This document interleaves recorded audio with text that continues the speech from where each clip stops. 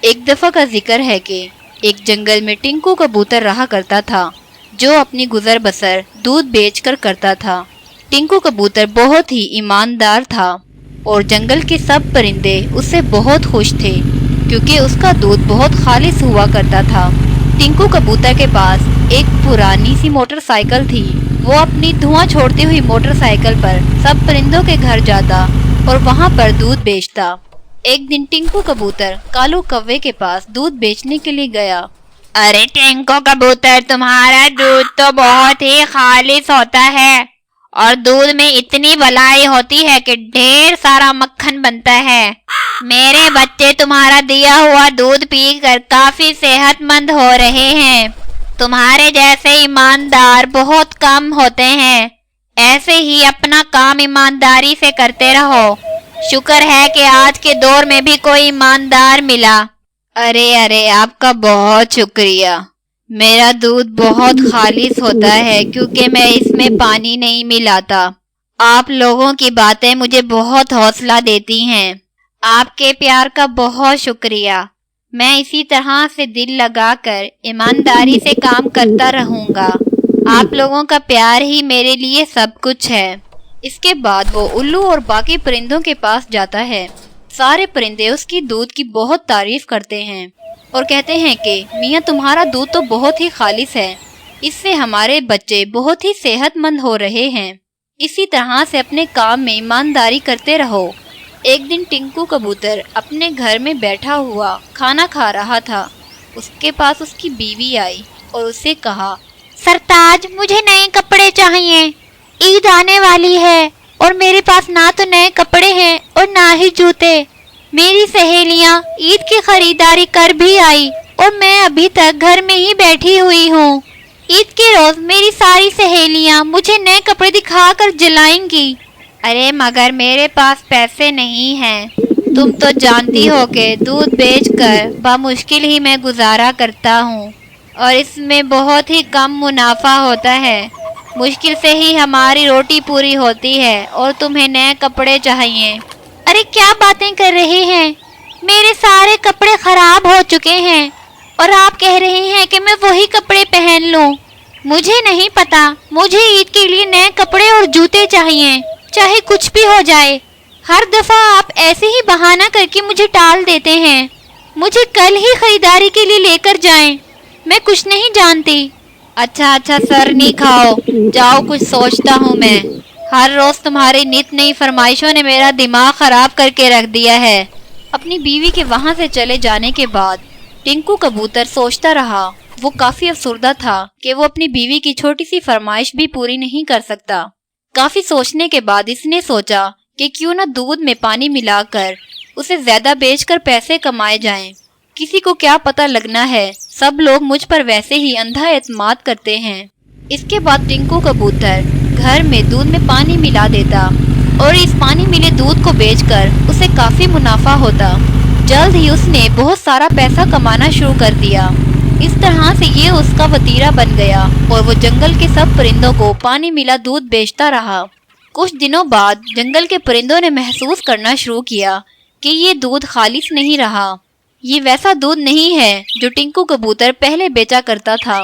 انہی پرندوں میں سے ایک الو تھا جو کہ بہت ہی سمجھدار تھا۔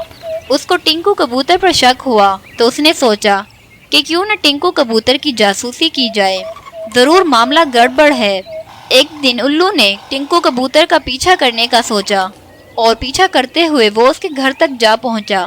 جب ٹنکو کبوتر دودھ میں پانی ملا رہا تھا تو الو نے اسے دیکھ لیا اور پھر موقع پاتے ہی اس نے اس کی ویڈیو بنا لی اور پھر خاموشی کے ساتھ وہ وہاں سے چلا گیا اور پھر دیکھتے ہی دیکھتے الو نے ٹنکو کبوتر کی ویڈیو وائرل کر دی۔ سب پرندوں نے جب ٹنکو کبوتر کو دودھ میں پانی ملاتے ہوئے دیکھا تو اس سے کافی برا بھلا کہا۔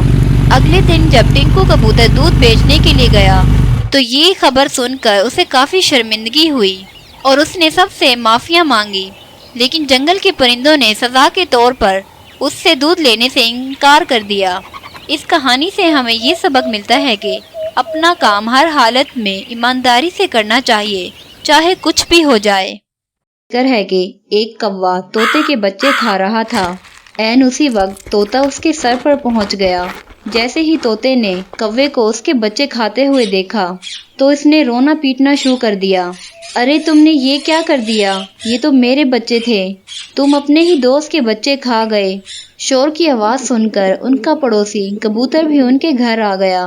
وہاں پر جب اس نے طوطے کو کوے سے لڑتے ہوئے دیکھا تو ان سے سارا ماجرا پوچھا۔ طوطے نے روتے ہوئے ساری روداد سنا دی۔ طوطے نے بتایا کہ یہ کوا میرا دوست نہیں بلکہ آستین کا سانپ نکلا، اور آج اس نے موقع ملتے ہی میرے گھر پر حملہ کر دیا اور میرے معصوم بچوں کو کھا گیا۔ طوطے کے آنسو تھمنے کا نام ہی نہیں لے رہے تھے، اس کا غم اس کے لیے بہت بڑا تھا۔ اپنے پڑوسی کی یہ حالت دیکھ کر کبوتر نے کوے کو برا بھلا کہنا شروع کر دیا۔ اسی دوران کبوتر نے کہا کہ آؤ اور اس بات کا فیصلہ ہم لوگ الو سے کرواتے ہیں، وہ بہت ہی سمجھ بوجھ رکھنے والا پرندہ ہے۔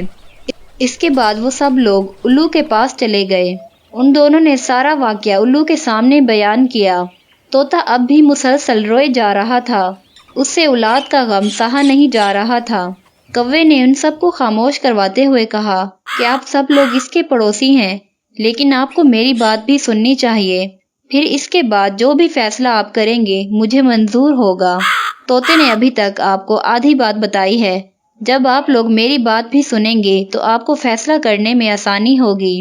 آپ کو شاید معلوم نہیں، آپ اپنے اس پڑوسی طوطے سے پوچھیں کہ جب میں نے اسے پوچھا تھا کہ میں تمہارے بچے کس طرح سے پہچانوں گا تو اس نے کیا جواب دیا تھا۔ یہ سنتے ہی سب پرندے طوطے کی طرف دیکھنا شروع ہو جاتے ہیں اور اسے پوچھتے ہیں کہ ہاں بھائی ذرا تم بتاؤ کہ آخر یہ کیا معاملہ ہے۔ طوطا اپنے آنسو روکتے ہوئے بولا کہ میں نے اس کو وہی بتایا تھا جو کہ سچ ہے۔ میں نے اس سے کہا کہ میرے بچے سب پرندوں کے بچوں سے زیادہ خوبصورت ہیں اور ان کی آواز بہت ہی سریلی ہے، ان کے ہاتھ نرم اور گورے گورے ہیں اور ان کے پر بہت ہی چمکیلے ہیں۔ یہ باتیں سن کر سب پرندے حیران و پریشان رہ گئے اور تعجب سے طوطے کی طرف دیکھنے لگے اور اس سے کہا کہ یہ تم کیا کہہ رہے ہو؟ تم نے اپنے بچوں کے بارے میں اس کو یہ نشانیاں بتائی؟ کوے نے کہا کہ اس سب میں آخر میرا کیا قصور تھا؟ میں تو شکار کی تلاش میں ادھر ادھر گھوم رہا تھا کہ اچانک سے مجھے ایک گھونسلے میں 4 بہت ہی کالے کلوٹے بد شکل اور بے سری آواز والے بچے نظر آئے۔ میں نے یہ سوچا کہ یہ بچے میرے دوست طوطے کے تو ہرگز نہیں ہو سکتے، کیونکہ اس نے مجھے بتایا تھا کہ اس کے بچے انتہائی خوبصورت اور سریلی آواز والے ہیں، اور ان بچوں کی تو نہ تو آواز خوبصورت ہے اور نہ ہی یہ خود۔ یہ سوچ کر میں نے ان کو کھا لیا۔ اس کے بعد جو کچھ بھی ہوا وہ سب آپ کے سامنے ہے۔ ان دونوں کی پوری بات سننے کے بعد الو کہتا ہے کہ میں اس نتیجے پر پہنچا ہوں کہ اس سب میں کوے کا کوئی قصور نہیں اور ساری غلطی طوطے کی ہے، اور طوطے سے کہا کہ تم نے اپنے بچوں کے بارے میں درست معلومات نہیں دی، اس لیے تمہیں نقصان اٹھانا پڑا۔ دراصل ہر ماں باپ کو اپنے بچے بہت ہی خوبصورت لگتے ہیں، لیکن حقائق چھپانا بعض اوقات مہنگا پڑ سکتا ہے۔ یہ کہتے ہوئے الو کوے کو معاف کر دیتا ہے